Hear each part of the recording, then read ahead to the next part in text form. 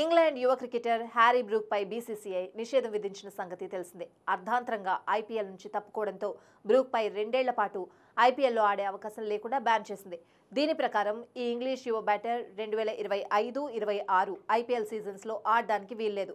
వేలంలో ఫ్రాంచైజీలు ఆటగాళ్లను కొనుగోలు చేసిన తర్వాత ఆ ఆటగాడు గాయపడితే తప్ప ఇతర ఏ కారణంతో విదేశీ ఆటగాళ్లు వైదొలిగినా 2 ఏళ్ల నిషేధం తప్పదని ఐపీఎల్ నియమ నిబంధనల్లో స్పష్టంగా ఉంది. ఈ రూల్ విధించిన తర్వాత నిషేధం ఎదుర్కొన్న తొలి ఆటగాడు బ్రూక్ పై నిషేధం విధించడంతో ఇంగ్లాండ్ మాజీ allrounder Moeen Ali BCCI రూల్ను సమర్థించాడు.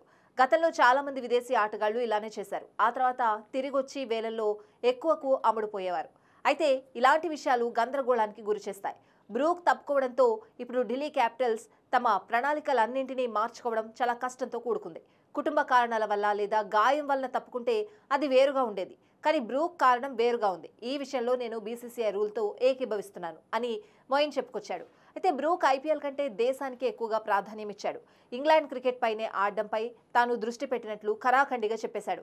Brooke ప్రస్తుతం ఇంగ్లాండ్ టెస్ట్ జట్లో రెగ్యులర్ ప్లేయర్. జూన్ నెలలో ఇండియాతో ఇంగ్లాండ్ 5 టెస్ట్ మ్యాచ్ల సిరీస్ ఆడనుంది. ఈ సిరీస్ పైనే బ్రూక్ తన పూర్తి దృష్టి పెట్టనున్నట్లు తెలుస్తోంది.